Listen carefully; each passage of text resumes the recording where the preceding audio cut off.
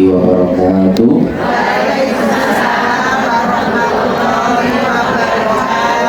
Masih ada 300 orang yang kurang ikhlas dalam salam saya karena mengucapkan salam hukumnya sunnah, Bu.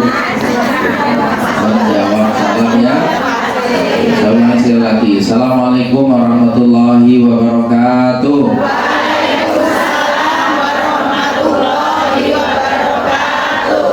Alhamdulillah, alhamdulillah, alhamdulillah rabbil alamin wa bihi nasta'in wa ala umuri dunya wa din. Shalatu wassalamu ala asrofil anbiya wal mursalin wa ala alihi wa sahbihi ajma'in. Subhanaka la ilma lana illa ma 'allamtana innaka antal alimul hakim.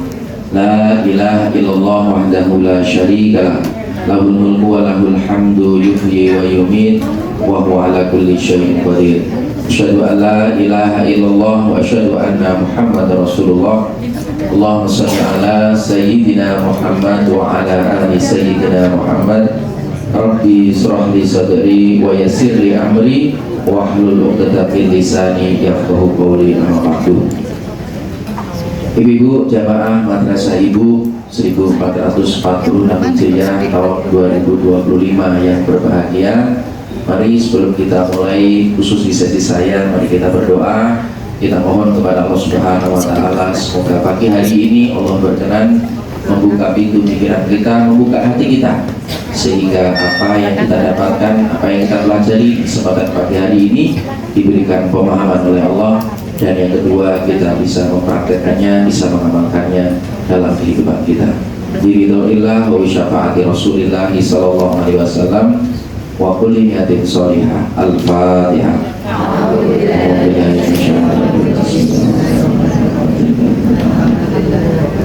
Ar-Rahmanir-Rahim, Maliki yaumiddin, iyyaka na'budu wa iyyaka nasta'in, ihdinas mustaqim, shiratal ladzina an'amta 'alaihim ghairil maghdubi 'alaihim waladdallin. Amin.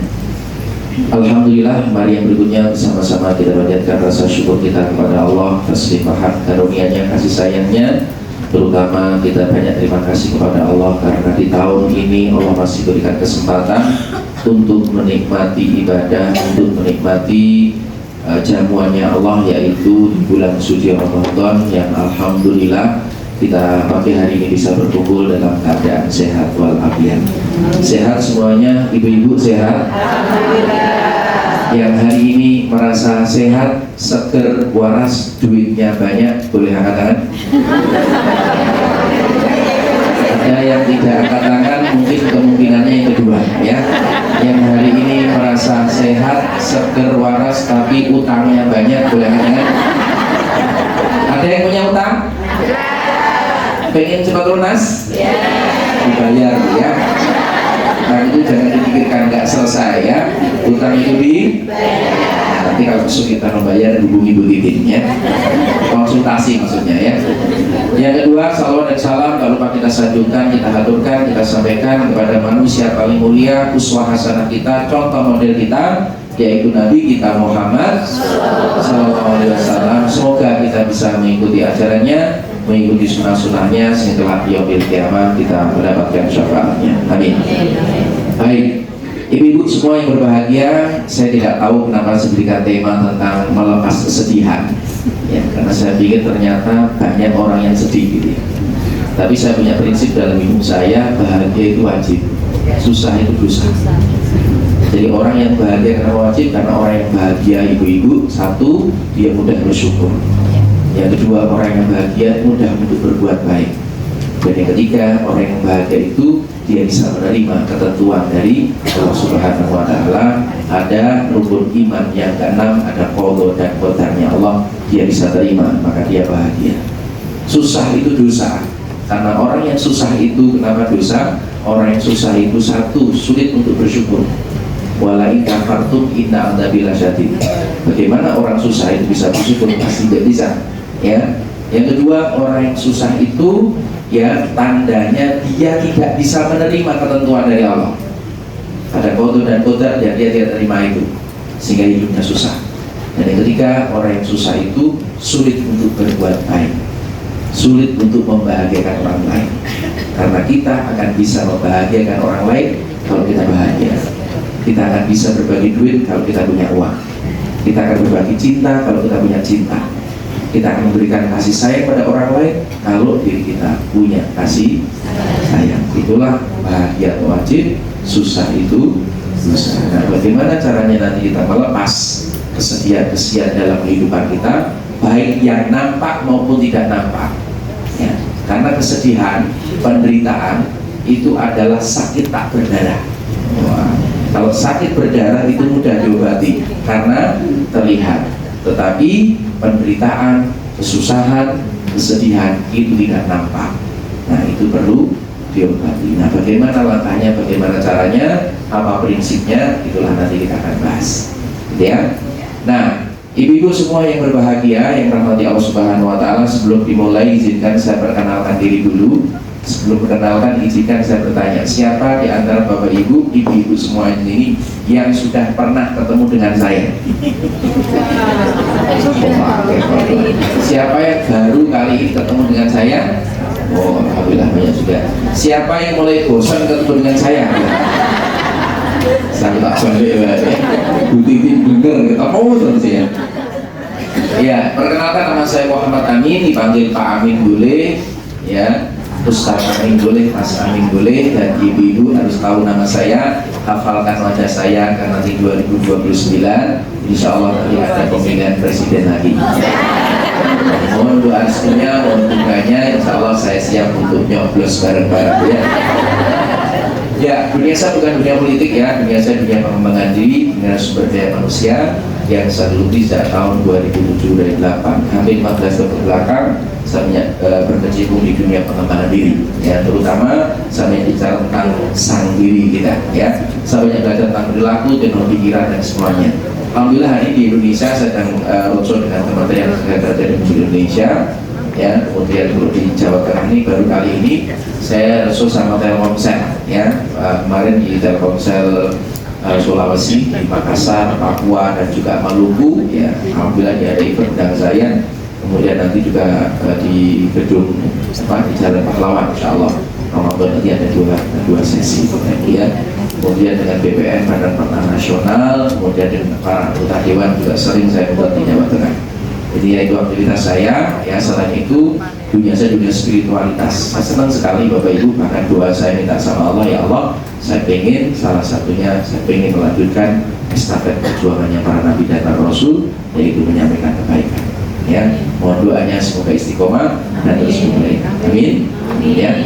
Baik, sebelum dimulai kita akan ada aturan main terlebih dahulu Bapak Ibu, Ibu-ibu ya, karena sesuatu yang ada aturannya itu mudah diatur. Orang masuk surga ada aturannya, masuk neraka juga ada aturannya. Yang pertama, aturan pertama sebagaimana sudah disampaikan oleh pembawa acara, tolong yang bawa HP itu bisa di silent, ditetarkan HP-nya sehingga antara ini tidak terganggu hanya gara-gara HP kita bunyi ya. Yang kedua, mohon tidak main HP ya, karena samping di waktu yang singkat ini kita dekat sekaligus bersama. Karena banyak orang yang dekat dengan suami, dekat dengan istri, dekat dengan anak, tapi jarang bersama. Dekat tetapi tidak bersama, istilah saya, aku hanya memiliki ragamu, tapi aku tidak memiliki jiwa. Jangan sampai semuanya tidak sejiwa, jangan sampai fisik panjenengan di sini, tapi jiwanya melayang kemana-mana ya. Maka saat itu kita nggak optimal. Kemudian yang berikutnya, perhatian pada materi sesuai powerpointnya. Kemudian berikutnya, yuk kita membuka pintu pikiran kita Bu, karena otak kita seperti gelas, gelas akan bisa diisi kalau tutupnya dibuka. Begitu juga dengan pikiran kita akan bisa diisi kalau kita mau membukanya. Berarti yang menutup pikiran kita yang membuat ilmu susah masuk. Salah satunya penyakitnya namanya kesombongan intelektual. Karena penyakit I know namanya, aku sudah tahu, aku sudah ngerti, aku sudah bisa. Ini penyakit yang berbahaya ya. Kenapa banyak orang dengan ajak ngaji sulit, susah? Nah, salah satu kena penyakit ini. Yuk kita ada madrasah ibu, ayo gabung kok kita sambil silaturahmi, ketemu yang lain. Allah males ah, pengajian pasti isinya cuma dua, jalankan perintahnya, jauhi larangannya. Ya, karena apa? Airnya tinggi. Ya, mohon maaf orang-orang yang hari ini ilmunya sedikit, salah satunya terkena penyakit ini. merasa sudah tahu, merasa sudah bisa, sehingga malas untuk belajar. Bagaimana membukanya? Kalau ibu-ibu pernah mendapatkan ilmu yang sama atau mirip, sampaikan alhamdulillah, ini penguatan. Kalau mendapatkan ilmu yang baru, pemahaman yang baru, sampaikan alhamdulillah, ini pemahaman baru yang mendapatkan. Setuju? Ya. Oke, kemudian yang berikutnya aktif 100%. Kalau ditanya menjawab. Kalau ditanya apa? Menjawab. Kalau diminta melaksanakan. Kalau diminta apa? Melaksanakan. Halo. Aku jawabnya subhanallah. Halo. Kalau saya bilang hai, jawabnya alhamdulillah. Hai. Alhamdulillah. Yuk, sekarang tangan kanan dulu diangkat, Bapak Ibu taruh di pundak teman sebelah kanannya. Kalau sebelah kanannya tembok nggak usah ya. Khusus yang sebelah kanannya ada orangnya, ditepuk pelan-pelan, ikuti kata-kata saya. Saudaraku, sahabatku, seperjuanganku. Pagi hari ini kita akan belajar ilmu yang luar biasa. Oleh sebab itu, tolong ya, fokus dan konsentrasi. Tangan kalian, tangan kiri boleh diangkat, taruh di pundak teman sebelah kirinya. Saatnya pembalasan ya. Pembalasan lebih. Ya Allah, ini jenengan ngajinya kan sopo? Orang ngajari ya. Bu, salah itu ya. Pembalasan itu bukan lebih kejam. Pembalasan itu harus lebih manfaat.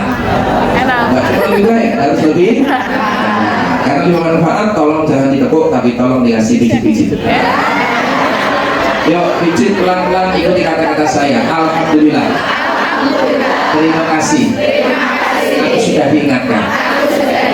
Apabila nanti saat acara berlangsung, melihat diriku malah main HP, WhatsAppan, Instagraman, Facebookan, tolong ya, aku diingatkan.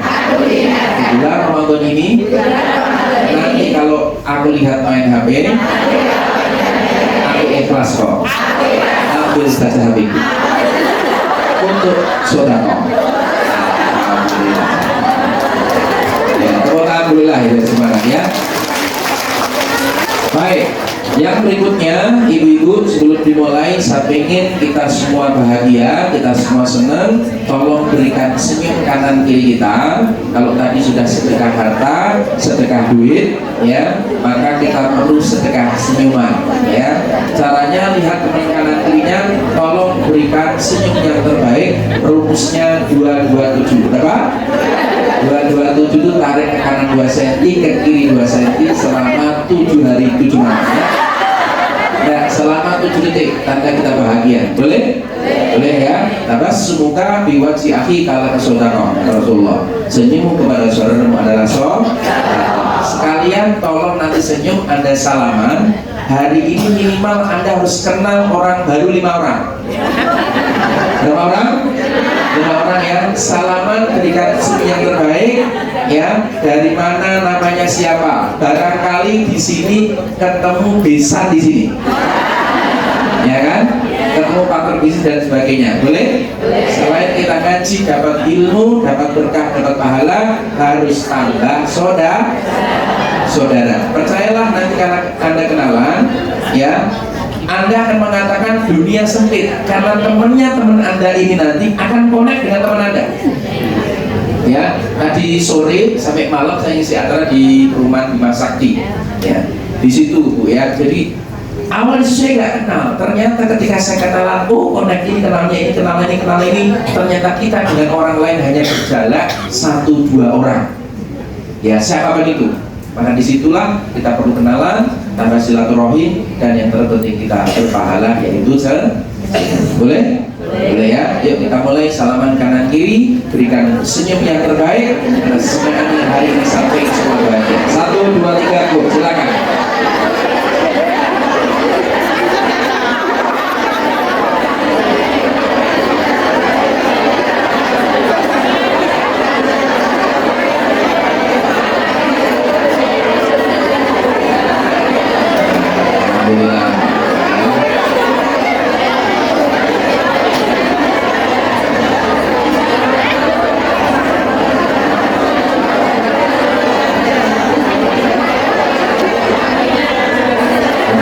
Ya.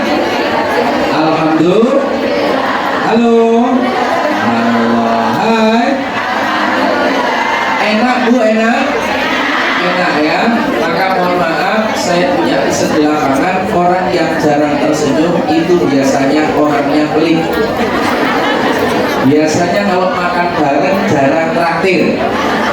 Tahu nggak sebabnya Pak? Iya ya, dia gratis saja tidak mau ngasih. Senyum kan gratis, betul?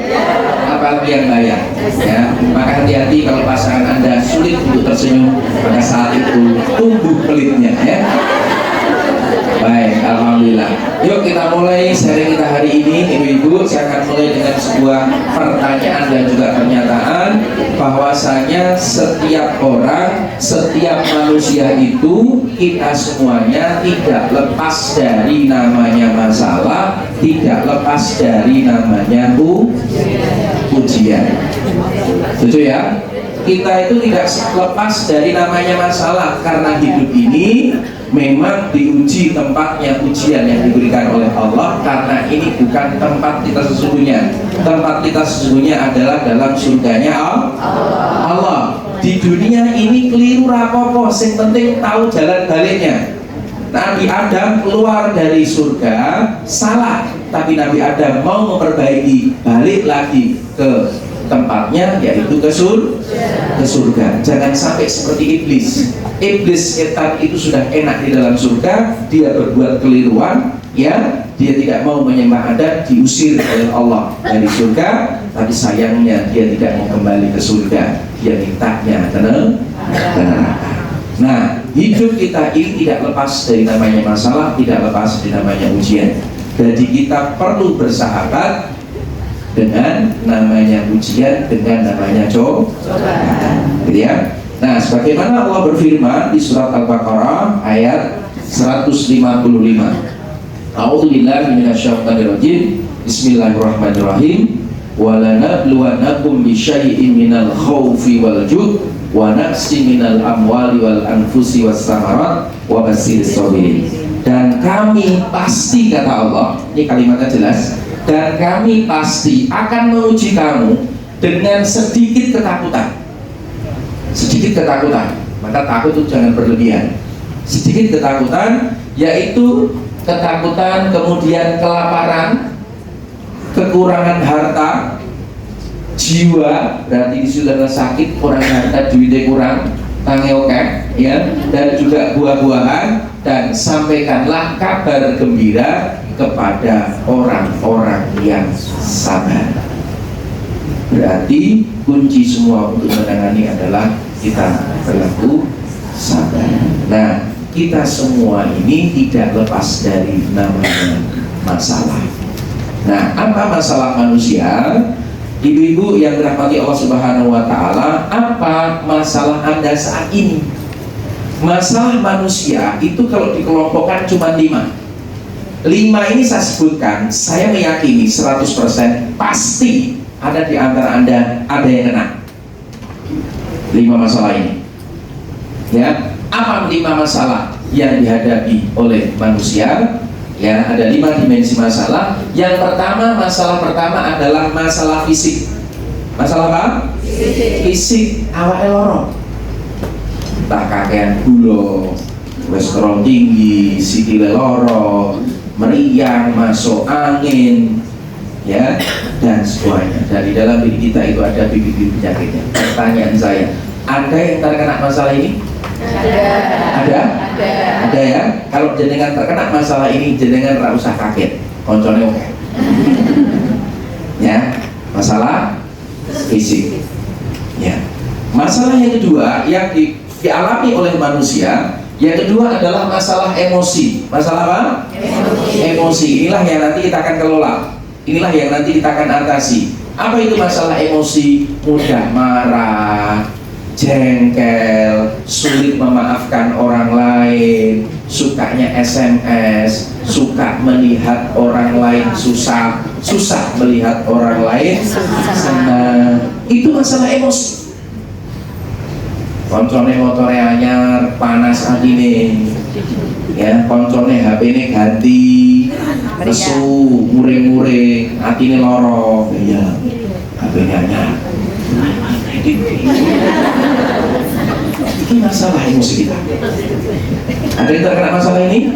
Insya Allah enggak. Insya Allah enggak. Tenan ora ya. Delok koncone teko ya kan handphone api, handphone api yo. Kemudian yang ketiga adalah masalah hubungan. Masalah apa? Hubungan. Masalah hubungan itu artinya kita ada cacat hubungan, ada hubungan yang tidak baik dengan orang lain. Ada yang suami dengan istri lama untuk tidak ngobrol, anak dengan orang tua lama nggak bicara. Tadi satu rumah tetapi tidak satu jiwa. Suami istri sering bertengkar, dengan mertua nggak karu-karuan. Ketemu mertua loronya artinya loro. Ya, bahkan diajak orang tuanya, diajak suaminya untuk pulang ke mertua ogah. Berarti punya masalah hubungan. Kakak adik tidak tegur sapa, bodoh atau teko, diundang atau mangkat, itu berarti ada masalah dengan hubungan. Jadi kalau jenengan punya hajat, keluar kapan jenengan undang, kok ada yang nggak datang, bisa jadi sebab paling utama adalah ada masalah hubungan. Nek sekali nggak apa-apa, berkali-kali ya. Misalnya Anda asli dari Magelang, kok ada saudara jenengan dari Magelang ke Semarang, kok sampai mampir. Nek pisan rapopo bolak balik nggak pernah mampir, bisa jadi punya masalah hubungan. Kemudian yang keempat adalah masalah finansial. Kurang duit. Waduh, langsung ya. Ada yang terkena masalah ini? Kira-kira Anda kebanyakan duit apa kurang duit? Apa malah pas?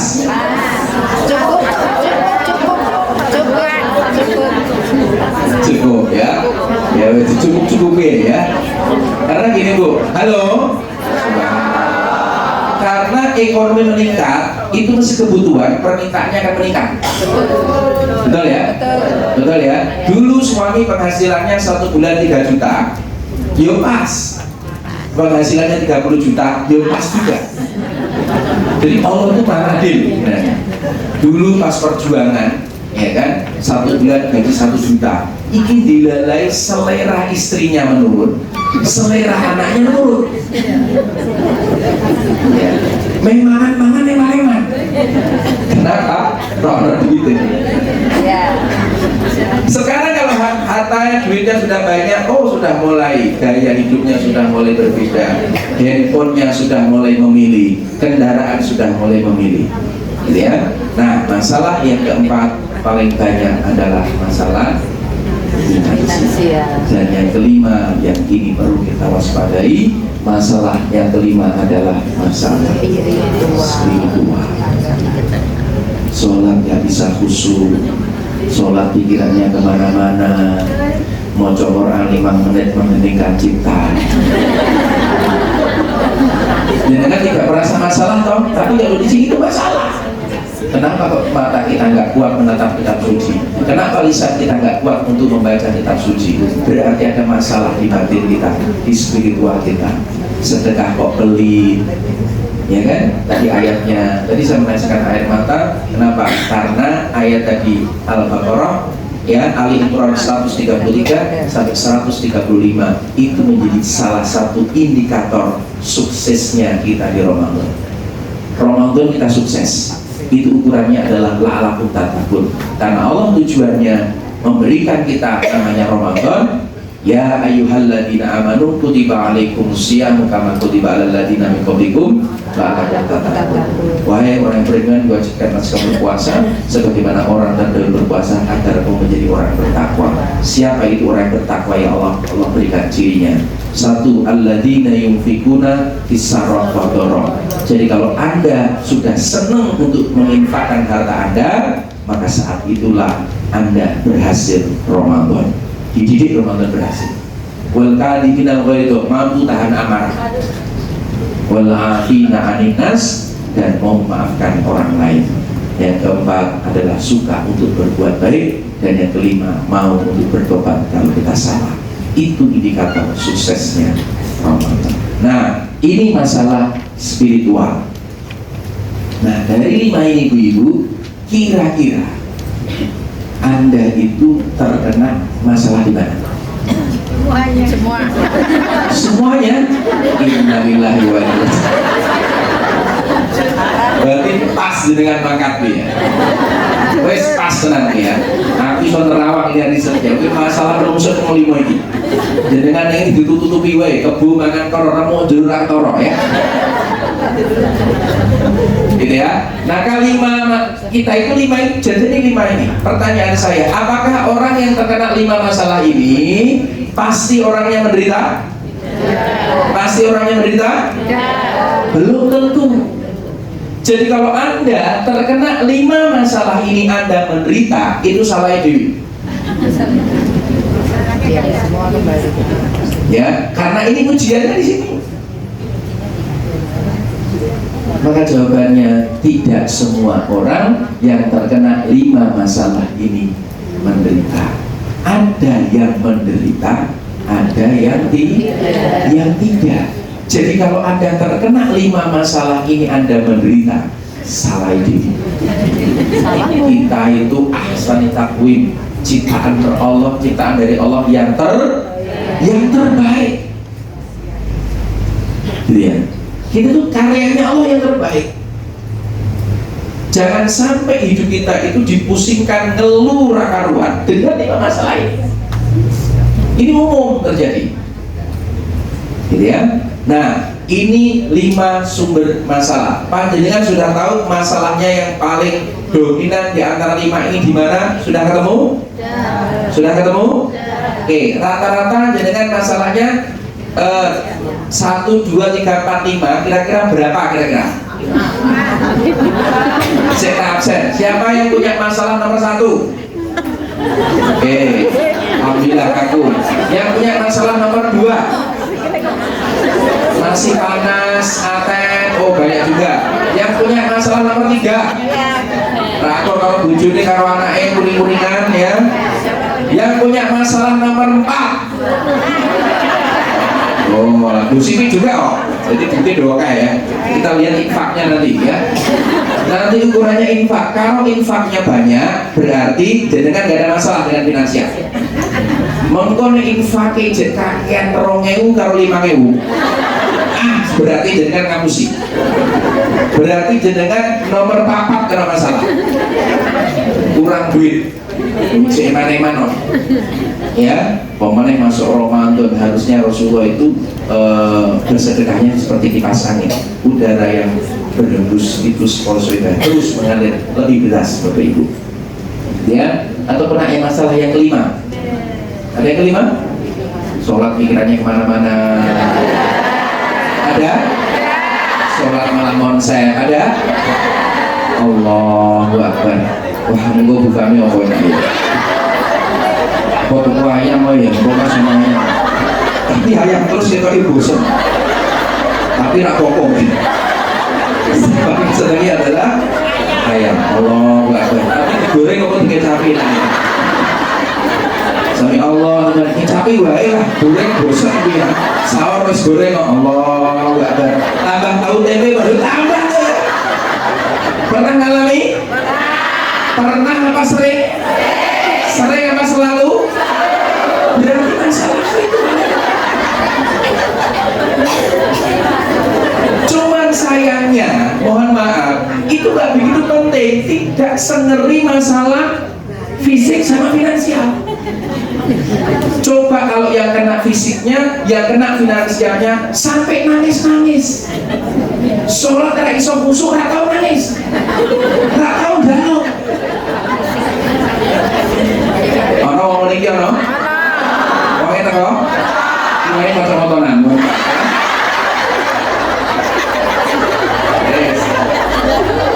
Ada yang baca Quran 50 menit, 10 menit ngantuk ada? Ada atau banyak? Tapi delok HP sak jam kurang ada? Berarti itu masalah spiritual. Arti jenengan ora urip. Redup itu. Ya kan? Bahkan targetnya 1 hari 3 juz atau 1 hari 1 juz. Ikut orang lembar itu dibiak ya. Jadi kurang 6 lembar gitu ya. Karena 1 juz itu 10 lembar Bu. Ada yang ngalami seperti itu? Sering, tapi tidak merasa bersalah, tidak menjadi masalah. Itulah jadi masalah sebenarnya ngomongin. Tak tahu jalur karo Allah, ya Allah, ampuni hamba ya Rabb, kenapa mata ini nggak kuat menatap Al-Quran ya Allah? Ada apa dengan diriku, kenapa Al-Quran nggak mau saya baca ya Allah? Apakah saya banyak dosa? Betul, salah satunya yang membuat kita berat untuk baca Quran karena kita kebanyakan dosa. Tapi jangan atau istighfar toh. Kalau saya baca Al-Quran, kalau sudah mulai ngaco, biasanya lancar kok ngaco lah. Oh ilmu nggak deh. Ngantuk luar biasa, saya tutup sejenak, saya ambil air wudhu, saya minta ampun sama Allah. Ya Allah, ampuni hamba kalau aku banyak salah, banyak dosa, maksiat yang kulakukan, sehingga aku berat untuk melaksanakan baca Quran. Ya, ini masalah. Nah, ibu-ibu semuanya saya akan bahas terlalu lama karena waktu diberikan saya sedikit, ya. Oke. Inilah yang jadi tema utama. Jadi gini Bu. Halo. Hai. Yuk, tangan kiri, gunakan tangan kiri. Taruh di pundak teman sebelah kirinya. Ditepuk pelan-pelan, ikuti kata-kata saya. Saudaraku, ada 5 sumber masalah yang kita hadapi. Salah satunya jenengan hadapi sekarang. Yang pertama, masalah fisik, masalah emosi, masalah hubungan, masalah finansial, masalah spiritual.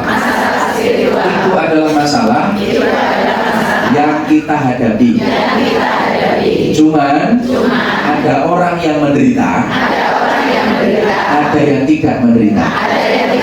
Bergantung dari orangnya. Kira-kira Anda termasuk yang menderita atau tidak? Tidak usah dijawab.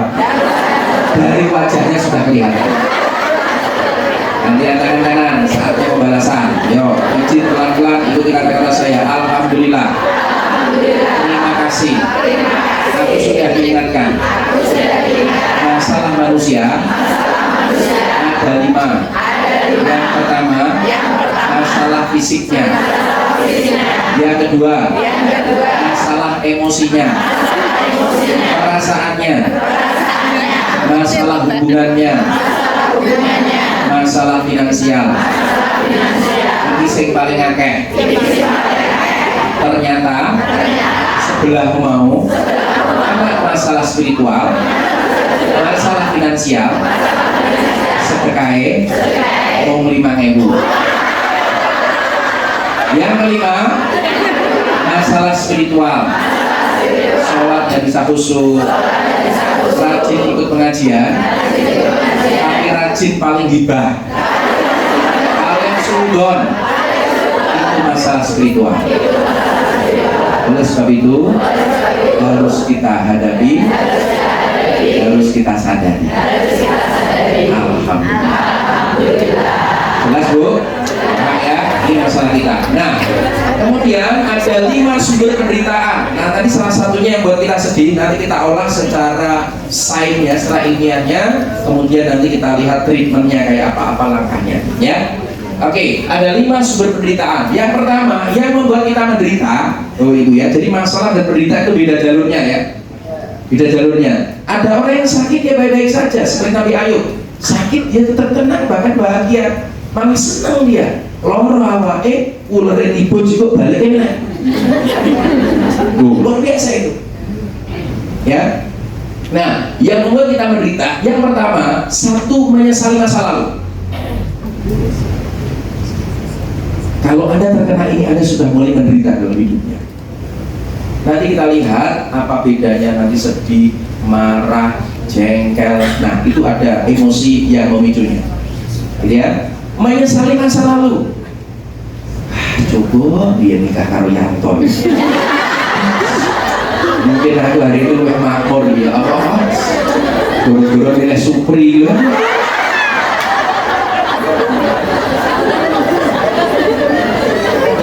Ya, itu mohon maaf yang aslinya kodo ya.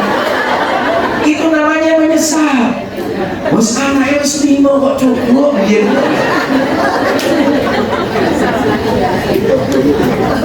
gitu ya. Jadi penyesalan yang berlebihan di masa lalu membuat kita itu menderita. Begitu ya. Kisah mangkat misalnya naik motor dan itu ketemu macet, wah coba berduduk lewat jalan mana yuk karena macet, itu kan ada menderita. Betul ya, itu yang terjadi ya. Coba mau orang mangkat yuk, mungkin mobil itu rak beleret, wah salah-salah boleh mangkat mau malah kecelakaan, ketabrak uang barang malah, nah itu namanya menyesali masa lalu. Maka caranya untuk bagaimana kita bisa mengatasi tentang penyesalan masa lalu, maka ini masa lalu itu diingat boleh kok diingat tuh manusiawi, tapi disesali jangan. Wong sudah terjadi tak usah ya. Baru kemarin seminggu yang lalu ini dengan Cahaya Ilmu juga ya, jadi saya itu ada acara di Bojan. Jadi rombongan Cahaya Ilmu itu acara-acara di Bojan, saya juga ada acara tapi di kampung sawah, di sawah saya acara, kemudian ada orang yang ingin ketemu saya untuk dia konsultasi ya, dia nanya masalah anaknya ya, anak-anak dalam sekolah dan sebuahnya, ketemu saya, wah bu, dia dengan penting anak-anak dalam sekolah belum apa-apa biasa wih, saya sama tangisan ya. Tapi di situ dulu itu ternyata mobil saya itu terkena bisnya, rombongan yang bis nyerempet mobil saya itu sebelah kanan sampai berusuk kabeh. Cerak. Ya. Alhamdulillah sudah ilmu ini. Minta gelo-gelo ini satu. Loh, serius. Saya alhamdulillah itu lolos gitu ya. Alhamdulillah saya sukses. Saya tidak marah, saya tidak emosi melihat itu ya. Muncul nggak nyaman, ingat pindah posisi. Kalau kita marah, posisi berdiri, duduk. Bagaimana caranya? Ben etok aku rapati nesu. Caranya piye? Aku rodo emosi, tak masuk nggak nyaman lihat kejadian, ya kan? Nggak salah terjadi seperti itu. Saya jongkoknya pura-pura lihat. Bemper saya sudah mulai besok nggak karu-karuan, kacanya pecah. Saat itu saya berespon, ya wis Pak, wis kadung. Rezeki ini bengkel selesai wis terjadi. Orang iso coba mau coba akhir ini, coba mau coba ini, orang iso wis kadung kok malah menderita. Berarti ini caranya Gusti Allah gawe apa?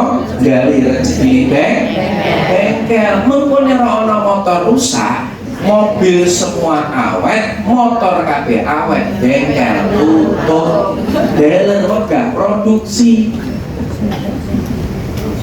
Halo, siapa di sini yang pengen sehat selalu? Belakang tangan. Alhamdulillah. Kira-kira yang pengen sehat jenengan apa orang seluruh dunia? Seluruh dunia semua orang bercita-cita punya keinginan awake sehat. Nyuwun sewu nek dikabulkan karo Gusti Allah sak donya iki ya semuanya sehat, seminggu saja semua sehat. Rumah sakit Karyati tutup. Betul ya? Fakultas kedokteran ra usah fakultas kedokteran sehat kabeh kok. Keperawatan enggak ada, Bu. Artinya caranya Allah untuk terjadi pertukaran rezeki dan sebagainya itu ada. Ya, maka untuk masa lalu diingat boleh, disesali jangan. Kemudian yang kedua, masalah yang membuat orang menderita yaitu mengkhawatirkan masa depan. Apa Bu? Mengkhawatirkan masa depan yang berlebihan. Mengko anakku piye? Jangan wae malah ya. Ya mengko nek aku mati bojoku piye, anakku piye? Mau tak tinggal piye itu tanda kita mode mengkhawatirkan masa depan. Hidup kita terlalu dominan di masa depan. Itu yang membuat kita menderita. Yang itu terlalu dominan memikirkan sesuatu yang belum terjadi, dan itu semua rahasia padahal. Betul nggak? Tolong jawab dengan jujur. Suami panjenengan itu idola panjenengan apa tidak? Jujur. Dari awal apakah yang sudah Anda idam-idamkan? Atau yang darotan angkar pun jadi?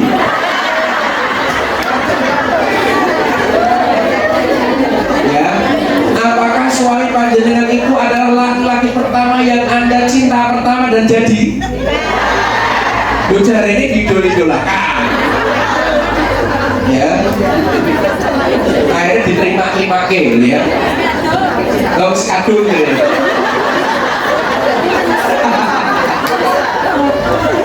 Aduh, wes. Dulu mantan pacarnya lebih sukses dulu. Oh, dia tak pertahankan ya, Pak. Dan sampai ya, iya. Maka treatmentnya masa depan dirancang boleh, dikhawatirkan jangan.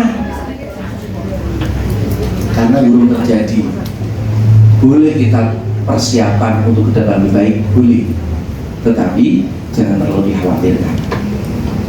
Gitu ya. Dan yang ketiga, sumber beritaan ini yang paling banyak, tidak menerima saat ini. Kenapa ya kok aku lembu kayak gini? Kenapa aku kering?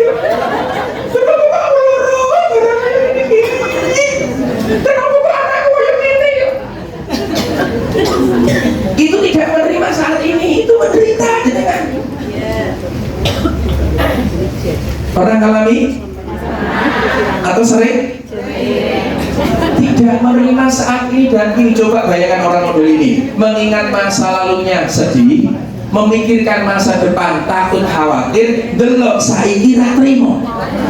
Akhirnya mlebu ning RSJ dulu. Betul ya? Orang yang ke RSJ itu tiga. Satu, menyesali masa lalunya, mengkhawatirkan masa depan, dan tidak teringat saat ini. Ya, maka saat ini dan kini inilah aset kita. Syukuri, nikmati hidup Anda saat ini. Nikmati. Setuju? Iki AC-nya wis pirang-pirang nek memang rodok sumuk, nikmati. Diterima, aku ra podo. Biasanya nek katisen no. Oh, jebule wonge kakean ya kan. Selesai. Jelas ya?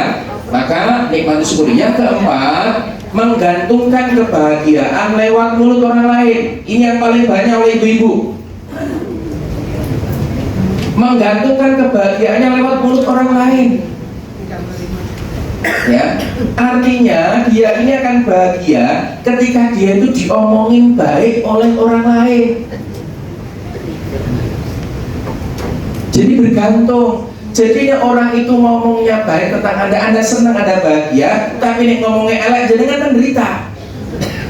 Itu namanya saat itu kita menggantungkan kebahagiaan lewat mulut orang lain. Diomongin Bu, jadi kan kok saya kelemu, nesu, pada kenyataan ya yuk.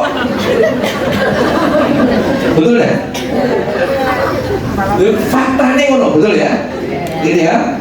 Maka hati-hati ini ya, kalau kita pengen bahagia, mohon maaf ibu-ibu, sebaik-baiknya panjenengan, saapi-api jenengan, mesti ono wong sing ora seneng karo jenengan. Betul? Betul ya? Itulah jangan sandarkan kebahagiaan Anda lewat mulut orang lain. Wes apa wae. Jarke wae, wis terbi. Jarke tapi jadi pikir ya mau wae ya.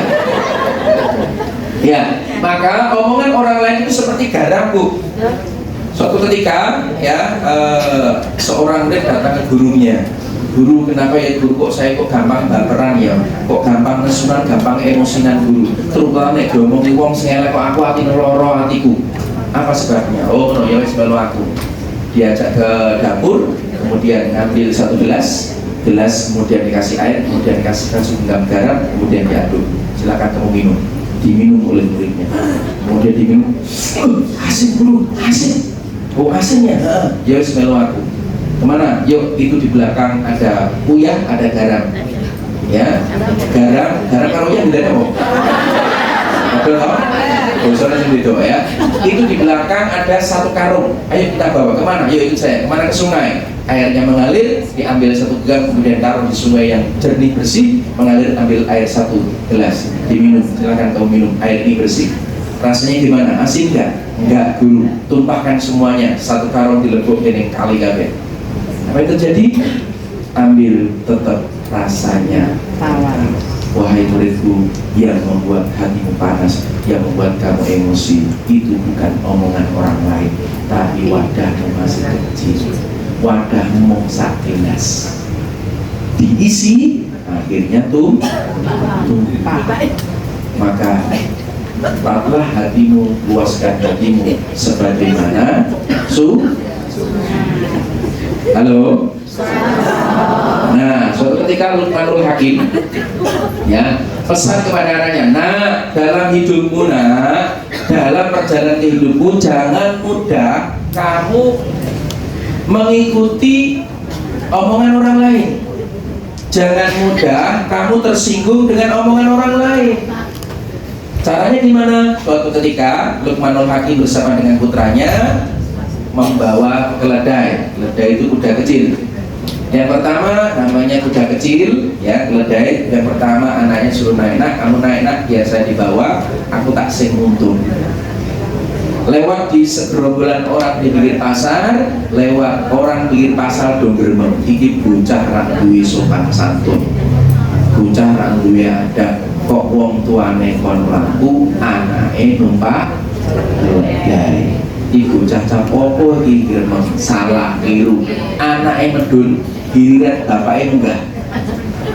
Bapaknya naik keledai, anaknya nuntun. Lewat lagi segerombolan orang ngomong meneh, iki wong tuwa cak opo iki, ra duwe welas asih karo anake, enak-enakan numpak, anake kon nuntun. Iki wong tuwa cak opo iki, keliru meneh, Bu.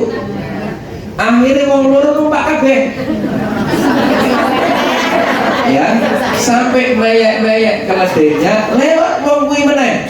Iki bapak karo anak kompak, tidak punya peri kehewanan. Iki keledai kecil dinaiki wong loro, salah meneh.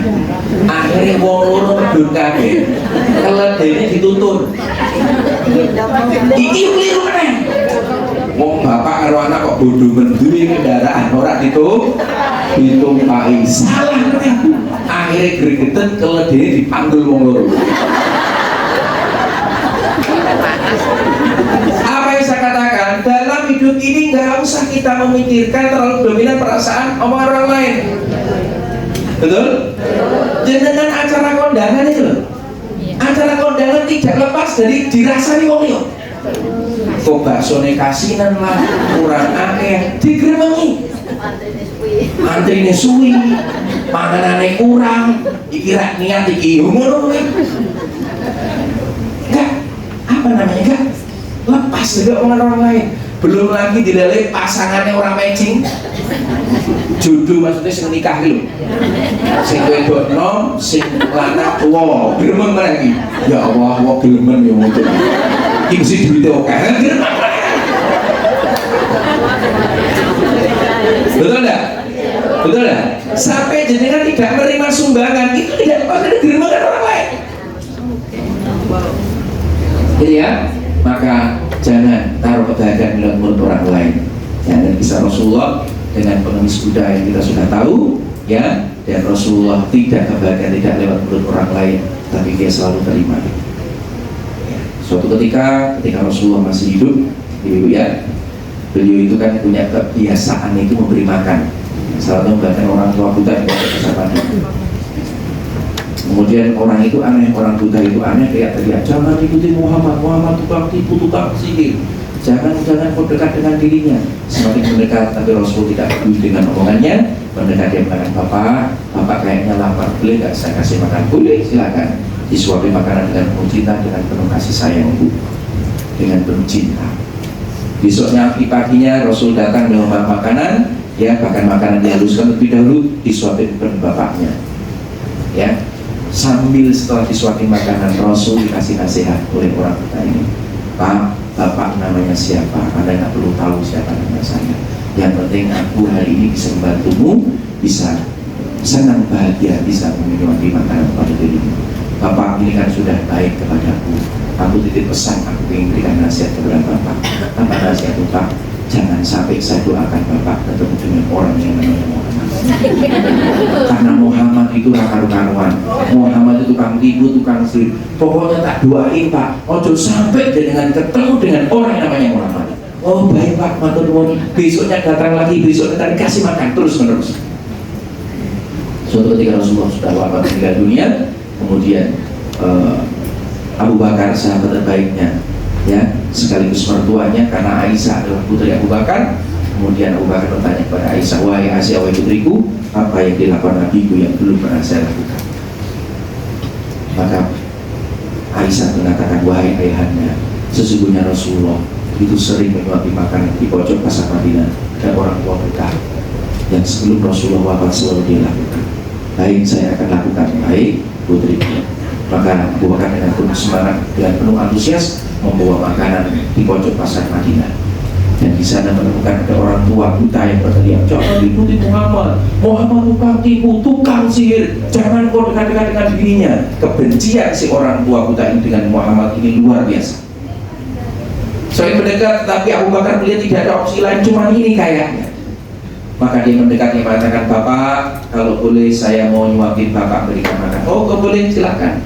Kemudian sambil bawa makanan disuapkan ke dalam mulut orang tua buta tadi. Kemudian dikeluarkan itu makanannya. Bapak bukan yang biasanya ya, aku yang biasanya Abu Bakar. Nah, kamu pasti bukan yang biasanya, karena biasanya yang menyuapi aku selalu lemah lembut. Makanan dihalus terlebih dahulu dan selalu dahi saya selalu dielus dengan penuh cinta, dengan penuh kasih sayang. Bapak kasar, Bapak tidak biasa. Kemudian Abu Bakar meneteskan air mata, keluar air matanya. Kemudian melihat Abu Bakar sedang menangis. Si bapak itu bertanya, Bapak, kenapa Bapak menangis? Ada yang salah dari perkataanku? Kata orang tua kita. Kemudian Abu Bakar mengatakan, Bapak tahu nggak siapa yang menyuapi Anda selama ini? Saya tidak tahu karena orang ini tidak pernah menyebut namanya. Tadi jenengan sering menyebut namanya, Anda benci dengan namanya Muhammad. Bapak, sesungguhnya yang menyuapi panjenengan setiap hari, dialah sahabatku, dialah Muhammad Rasulku yang kemarin meninggal dunia dan aku adalah sahabatnya. Kemudian orang buta ini merasa iba, bagaimana caranya bisa ketemu dengan dia? Caranya adalah kamu masuk Islam, kamu bersyahadat, kamu akan bertemu dengan dia nanti kelak di surga. Ibu-ibu jamaah yang berbahagia, ya Rasulullah kita belajar, dia kebahagiaannya tidak melewati mulut orang lain, karena orang lain punya persepsi. Itulah yang kita bahas. Dan yang terakhir, sumber tidak bahagia tidak bisa memaafkan kesalahan orang lain. Jadi kalau panjenengan tidak bisa memaafkan kesalahan orang lain, Anda pasti akan menderita. Halo?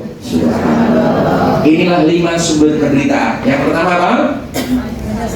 Menyesali masa lalu. Yang kedua apa? Mengkhawatirkan masa depan. Yang ketiga apa? Tidak menerima saat ini. Yang keempat apa? Menggantungkan kebahagiaan lewat mulut orang lain. Yang kelima, tidak bisa memaafkan kesalahan orang lain. Anda terkena salah satu di antara 5 ini, fix saat ini, detik ini kita menderita. Ya, kita akan bersedih, kita menderita. Nah, oleh sebab itu, ibu-ibu, sebelum kita masuk ke solusi, dari mana munculnya penderitaan ini? Dari mana munculnya penderitaan atau dari mana munculnya kesedihan? Kenapa kita sedih? Ya. Yuk kita akan bahas secara sains, secara ilmiahnya. Oke, tolong jawab pertanyaan saya. Ya, ada 2 ini Bapak Ibu ya, untuk mengantarkan ke teori, ke materi yang bisa sampaikan. Kita sudah paham 5 sumber masalah, 5 sumber penderitaan. Kira-kira fakta atau masalah? Yang pertama, pertanyaan saya. Yang pertama, harga sembako masuk di bulan Ramadan harganya naik. Ini fakta atau masalah? Fakta atau masalah? Masalah. Siapa yang mendapat ini fakta? Siapa yang merasa ini masalah? Oke, terjadi dua kubu. Jawab. Yang kedua, terjadi korupsi di PT Pertamina, ya, banyak masyarakat yang merasa tertipu karena diduga ternyata Pertamax dan Pertalite ternyata sama saja, bedane neng antriane. Ini fakta atau masalah? Masalah atau fakta? Yang merasa masalah boleh angkat tangan. Oke, yang merasa fakta boleh angkat tangan. Oke, dua kubu lagi. Pertanyaan yang ketiga, suamiku itu sukanya marah-marah, merasa paling benar, tidak mau mengerti tentang kerepotanku, tidak mau mengerti tentang diriku. Kira-kira ini masalah apa kenyataan? Fakta atau masalah? Siapa yang merasa masalah? Siapa yang merasa fakta? Oke, dua kubu lagi. Yang keempat, anak-anak di rumah itu sukanya main HP, sukanya main game, ya, sampai dia itu lupa waktu. Ini fakta atau masalah? Masalah atau fakta? Siapa yang mengatakan masalah? Siapa mengatakan ini kenyataan? Oh, mulai bingung toh. Ini ada sebabnya di situ, ya. Kemudian apa? Yang kelima, ekonomi keluarga makin lama makin menurun. Masalah apa fakta? Fakta atau masalah? Mulai rame toh. Banyak masalah jadi kan? Berarti jadi kan? Belum masalah mana? Yang keenam, badanku sekarang mudah lelah, mudah capek, gampang masuk angin. Fakta atau masalah? Loh, orang masalah ini? Hah?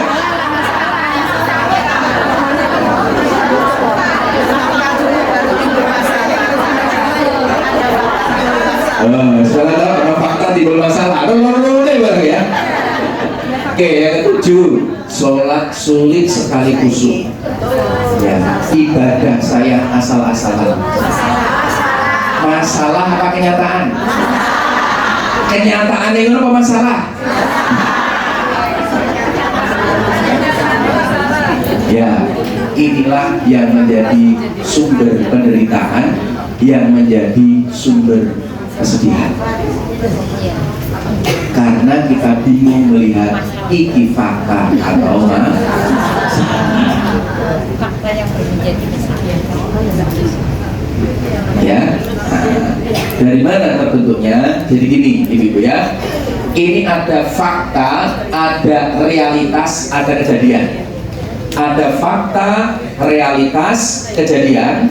Ya, ketika penjenengan ini proses terbentuknya ya, munculnya emosi, itu prosesnya ini. Ada fakta, realitas, kejadian, kemudian masuk ke dalam panca indera kita, ya, mulai dari yang dilihat, didengar, ya, kemudian dicap, diomongin, dibaui, kemudian disentuh.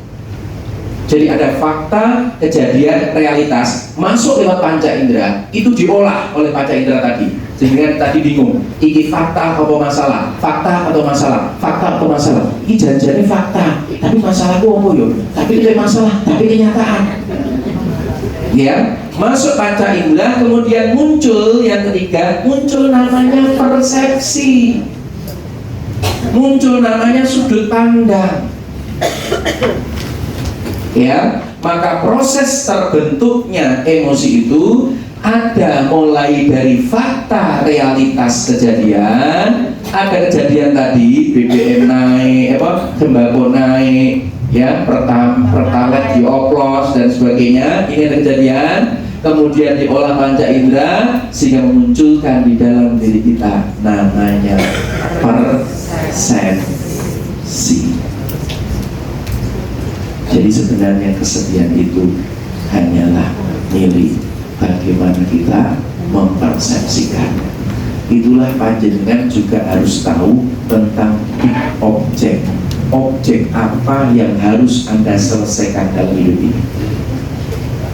Jenengan perlu tahu Bu, jenengan harus ngerti kira-kira apa sih yang perlu saya selesaikan hidup ini. Dalam perjalanan kehidupan panjenengan, keluarga panjenengan, karir panjenengan, kehidupan sekarang, jenengan miliki big objek yang pengen Anda selesaikan. Entah itu masalah yang ingin Anda selesaikan, Anda harus jelas masalahnya ada di mana. Jadi ya, karena Anda sudah punya big object, orang itu sudah ngerti apa yang mau dia lakukan, maka dia akan muncul namanya sadar. Objek yang besar, oh ternyata masalahku ini. Sadar. Kesadaran akan muncul kepedulian. Kita peduli untuk menyelesaikan ini. Ya. Kemudian dari kepedulian muncul sebuah ambisi. Bagaimana cepat selesai masalah, akan timbul namanya aksi. Tapi mohon maaf, kalau panjenengan itu belum bisa mengetahui apakah ini fakta atau masalah, jenengan akhirnya apa? Dalam hidup kita ini, kita akan sering galau. Dalam hidup ini ternyata kita tidak menyelesaikan masalah, tetapi kita begitu perhatian kepada fakta, sehingga apa terjadi? Hari-harinya banyak orang yang dilakukan banyak gosip, ya, suka dengan sesuatu yang hoax disebutkan dengan akhirnya lewat yang sosial media. Banyak Indonesia korupsi, Indonesia gelap, kabur. Jangan terlalu perhatian pada itu. Akhirnya apa? Lalai, orang apa-apa akhirnya dulu drama Korea, drakor. Betul kan? Sholat tidak khusyuk itu bisa jadi Anda melihat itu bukan masalah, tapi kenyataan. Karena kenyataan tidak menjadi sebuah masalah, jadinya nggak muncul kesadaran, nggak muncul kepedulian, nggak muncul ambisi, nggak muncul aksi. Piye carane khusyuk? Nggak pernah belajar ke situ. Kita terdistraksi, Bu. Dengan apa? Dengan iki mau. Sing jajannya orang masalah itu malah kita pikirkan, itu malah kita diskusikan, tetapi kita tidak menyelesaikan masalah itu. Betul? Ini kenyataannya. Coba kalau kita punya masalah, kita menyelesaikan masalah itu, mari kita fokus untuk Allah lebih kuat. Tirakat kita ke Allah lebih kuat. Kita ingin kita selesai masalah itu, kita fokus di situ. Jadi tidak usah peduli dengan apa yang terjadi di luar. Anda fokus untuk menyelesaikan masalah panjenengan, karena di luar jenengan itu adalah fakta. BBM, Pertalite dan Pertamax itu bukan masalah kita, itu adalah masalah pemerintah. Jenengan orang jadi anggota DPR, rapuh pakaian mikir. Harga minyak dunia meningkat besar, itu bukan masalah jenengan. Itu masalah pemerintah. Karena kita nggak bisa ngapa-ngapain. Sing jenengan selesaikan masalah, mau masalah ekonominya diselesaikan, masalah hubungannya diselesaikan, masalah kesehatannya ayo ikhtiar dibenahi biar caranya sehat. Itu yang kita selesaikan. Setuju? Sepakat? Nah, akhirnya muncul sebuah obsesi memunculkan di dalam diri kita, Ibu, ada namanya afeksi. Nah, ini afeksi yang perlu kita perhatikan, ya. Apa itu afeksi? Ya, maka apa big object Anda? Yang pertama, jenengan cari masalah apa yang ingin Anda selesaikan. Tolong Anda tulis. Masih ada waktu. Betul ya. Tolong Bu, Anda siapkan big object Anda, objek yang pengen Anda selesaikan. Kita semua itu punya misi, Bu.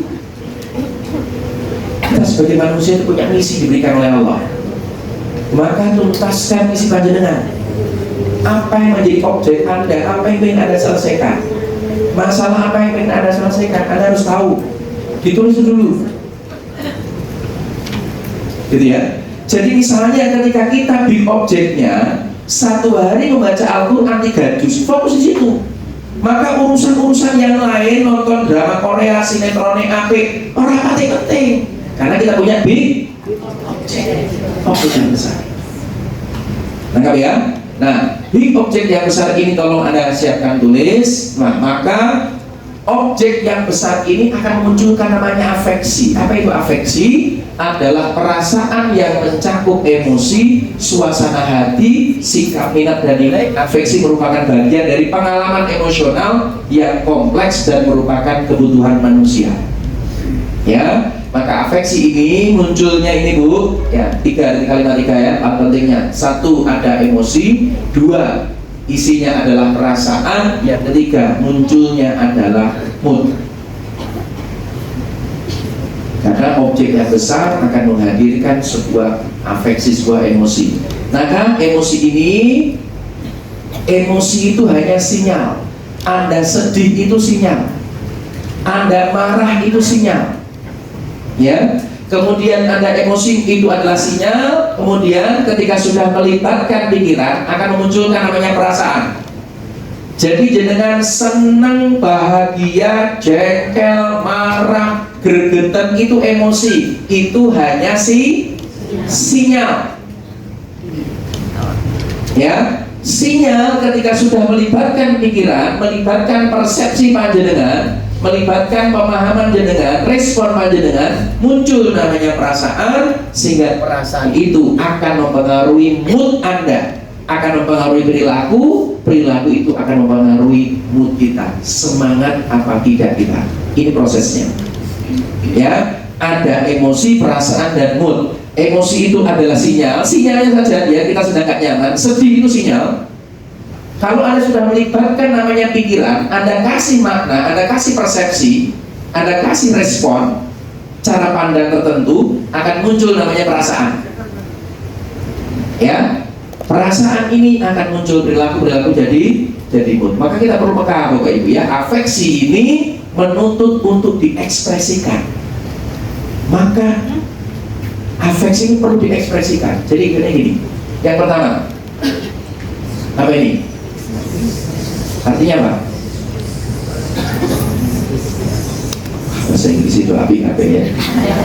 Sebel. Sebel itu muncul karena kita tidak memiliki value yang sama. Jenengan sukanya kebersihan, konconnya jenengan jorok. Sebel kan? Sebel. Kok om Jopi itu wah ini sih malah dibikir wae. Orang menarik belas. Sebel jenengan. Jadi jenengan kalau sebel itu muncul karena tidak memiliki value nilai yang sama. Yang kedua namanya fear. Apa itu fear? Ketakutan. Takut itu adalah sinyal kita lagi hidup terlalu di masa depan. Jadi kalau hidupmu terlalu dominan di masa depan, kita akan mengalami sebuah ketakutan.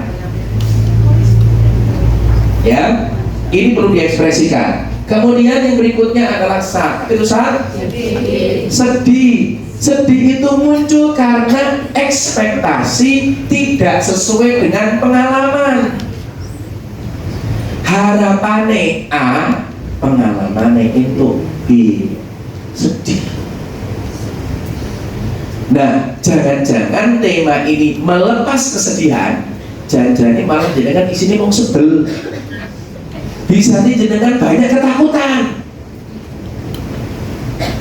Gitu ya. Nah, ini sedih muncul karena ekspektasi tidak sesuai dengan pengalaman. Kemudian marah adalah sinyal muncul ketika merasa tidak setara dengan orang lain. Merasa tidak setara itu yang membuat kita marah. Ya, judulnya mana terdiri ini keseragaman seragam itu. Nah, itu membuat kita marah karena tidak merasa setara. Nah, oleh sebab itu joy apa itu? Kebahagiaan adalah sinyal dari sukses yang perlu disebarkan. Yuk, tangan kanan dulu diangkat, taruh di pundak teman sebelah kanan, ditepuk pelan-pelan, ikuti kata-kata saya. Saudaraku, sahabatku, ternyata marah, sedih sebel, jengkel, itu semua bergantung dari persepsi kita, pemaknaan kita, respon kita terhadap kejadian. Maka kalau kita bisa merubah respon, insya Allah bahagia akan kita dapatkan, sedih akan hilang, marah akan menjauh. Kalau respon kita rubah dengan cara yang baik. Yang tangan kiri saatnya pembalasan. Yo, pijit pelan-pelan, itu kata-kata saya. Alhamdulillah. Terima kasih. Aku sudah diingatkan. Bener omongan jenengan. Aku sedih, kecewa, takut. Iku masalah. Ono awakku dhewe. Nyatane di luar sana ada yang tidak masalah. Kok kita masalah? Semua bergantung dari persepsi kita, respon kita terhadap keadaan, terhadap kejadian. Sadar yo, sedih digawe dewi. Tepuk tangan kita semuanya. Ya. Oke, cek kata Gus Dur, masalah wong loro. Masalah pertama adalah masalah yang bisa kita selesaikan. Yuk selesaikan masalah itu. Yang kedua, masalah yang tidak bisa kita selesaikan. Karena tidak bisa kita selesaikan, tidak perlu diselesaikan. Paham ya? Loh, pertalite pindah jadi pertama, kira-kira itu masalah nggak? Bisa selesaikan nggak? Wah iso, itu jaraknya wae, orang ada selesai masalah kok. Ya, tugas kita hanya ikhtiar berusaha. Maka langkah yang bisa kita lakukan, ini langkahnya Bu untuk aplikasi ini. Nah, ini ada pertanyaan tapi cukup lama, tidak saya sampaikan karena sudah setengah 11. Berapa menjawab ya? Sebenarnya ada kuesioner yang perlu kita jawab. Ya, oke, baik. Nah, langkah apa yang bisa kita lakukan? Ya, langkah yang pertama Bapak Ibu ada 4 langkah untuk melepaskan kesedihan, untuk melepaskan emosi negatif. Langkah yang pertama yang saya tawarkan adalah terima kesulitan. Pertama apa? Ridho, terima terhadap kejadian yang sudah terjadi. Kita berlatih untuk ridho, berlatih untuk terima Bu. Nah, latihan untuk ridho, latihan untuk terima, caranya gampang. Mulai latihan Ibu. Latihannya apa? Ketika panjenengan makan, yang makan jenengan ambil sendiri, tolong panjenengan habiskan. Baik, enak, tidak enak, jenengan habiskan. Kita akan bisa ridho dalam kehidupan kita. Kalau Anda makan cuma hanya pilih makan yang Anda sukai saja, dan Anda menghindari yang tidak Anda sukai, kita akan sulit untuk ridho. Kadang kehidupan kita memang ketemu dengan sesuatu yang tidak kita sukai, tapi itu baik untuk kita. Setuju? Jadi teman-teman dari Asamawat yang kemarin kholwat, kalau yang bisa mentadaburi apa dari makanan yang disiapkan oleh guru kita dari waktu kita mulai buka dan sahur, yaitu sayuran, betul? Sayur itu banyak sekali. Ya, ada gambas, ada terong, ada sawi, kacang panjang dan semuanya. Itu adalah pelatih kita untuk ridho. Kenapa dihabiskan? Mungkin kita nggak suka dengan itu, kita nggak suka dengan terong yang gede, tapi nikmati, makan, habiskan. Itulah melatih kita untuk ridho terhadap ketetapan dari Allah.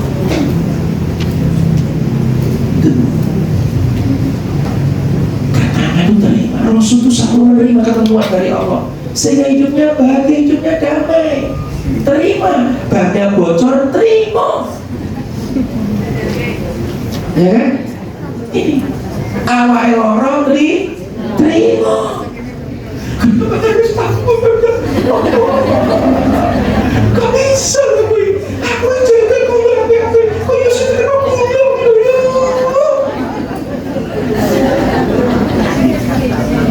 gampang nggak gampang, berat. Latihan pertama adalah terima.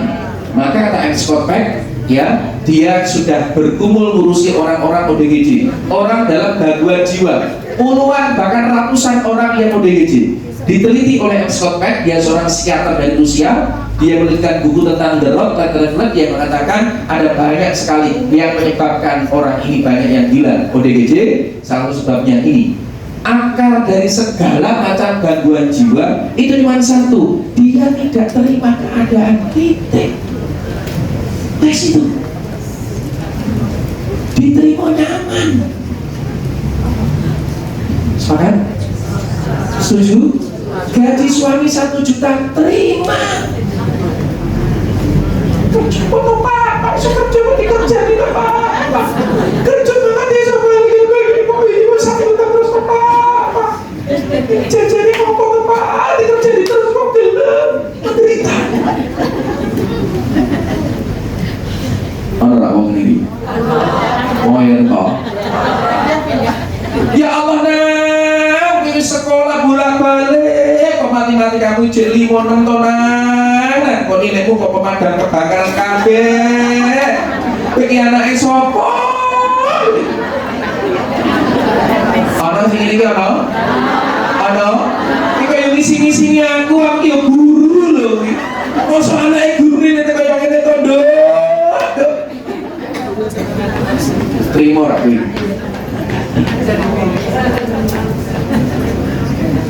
Ya Allah, bujuku lorong-lorongan terus ya Allah.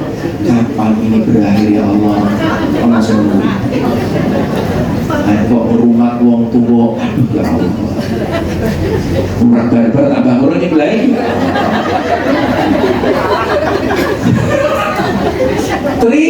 Terima semua perjalanan kehidupan, episode kehidupan kita itu semua rahasia, Bu.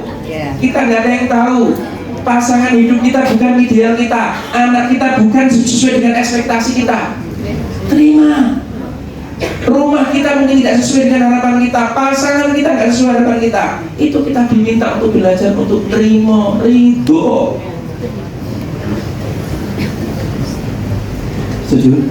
Sepakat? Langkah pertama itu belajar untuk menerima keadaan. Nanti percayalah kita akan nyaman, tenang. Dan siap-siap, karena jenengan sudah ngomong setuju, siap-siap kita akan diuji. Dan memang itu siap untuk bisa menerima keadaan. Ya tahu apapun itu, anak masuk rumah sakit, ridho. Ini semua sekali Allah yang terbaik dari Allah. Terima cukup, belum cukup, biar kita tenang. Yang kedua, ubah respon. Ubah apa? Ubah respon, ubah sudut pandang. Kita nggak bisa merubah kejadian, betul? Kita hanya bisa merubah respon, cara pandang. Bane bocor kesempatan olah raga, nyai rezeki pada tukang tambal ban. Enak? Enak. Gitu ya. Nah, respon. Kenapa? Boleh jadi surat Al-Baqarah 216, boleh jadi kamu benci sesuatu padahal ia amat buruk bagimu. Bisa jadi kamu yang menyukai sesuatu padahal ia amat buruk bagimu. Allah paling mengetahui, sedangkan kamu tidak mengetahui. Yang kedua, ubah respon, ubah cara pandang. Dan yang ketiga adalah fokus pada solusi, bukan pada hasil ya. Fokusnya pada pergerakan, pada ikhtiar, pada solusi. Apa yang bisa kita lakukan? Ya, solusi pasti tergantung dari pemahaman kita, keilmuan kita, kemampuan kita. Ditambah nanti yang keempat, bertakwa kepada Allah. Karena orang-orang yang bertakwa, wa may yattaqillaha yaj'al makhraja wa yarzuqhu min haitsu la yahtasib. Dibuka jalan keluar, diberikan rezeki dari yang tidak disangka-sangka. Kemudian yang ketiga, dimudahkan semua urusannya. Dan yang keempat, terhindar dari rasa takut dan gelisah. Maka 4 langkah untuk melepas kesedihan. Langkah yang pertama adalah terima. Apapun yang terjadi, langkah pertama terima. Enak tidak enak, suka tidak suka, diterima sih. Setelah diterima, biar hati kita tenang. Yang kedua, ubah makna yang dirubah. Sengering apapun kejadian itu ada makna yang bisa kita ambil dari sisi positif. Ya. Dan yang ketiga, fokus pada solusi. Terus kejar seperti ini, apa yang bisa kita lakukan? Solusi apa yang bisa kita terapkan? Dan yang keempat adalah jalurlah kita bersandar, bertakwa kepada Allah. Nek memang bukan ini ampun dompok kayak Gusti Allah. Ya Allah, aku punya masalah, la yukallifullahu nafsan illa wus'aha. Kau tidak berbani masalah sesuai dengan batas kemampuan. Ya Allah, aku titip masalah dan jenengan mau selesaikan. Alhamdulillah, tidak selesai juga tidak apa-apa. Ya, dan memang semua masalah tidak harus selesai. Ya, sakit tidak harus semua sembuh, karena banyak orang yang sampai meninggal dalam keadaan sakit juga masih banyak. Tugas kita adalah menerima, ubah respon. Kita sudah ikhtiar maksimal, hasilnya serahkan kepada Allah, bingkai dengan ketaatan. Setuju? Sepakat? Alhamdulillah. Saya serahkan kepada pembawa acara. Ya, kalau ada pertanyaan sahabat silahkan.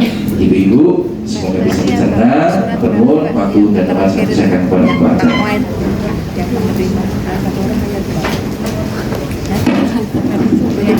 Terima kasih kepada Ustaz Amin yang sudah memaparkan materinya, bagaimana caranya melepas kesedihan. Sudah tahu ya Bu ya? Siap praktek? Siap praktek? Oh yang siap baru yang depan aja, belakang. Siap praktek? Oke, baik. Ini masih ada waktu sedikit untuk tanya jawab, Mbak Tias.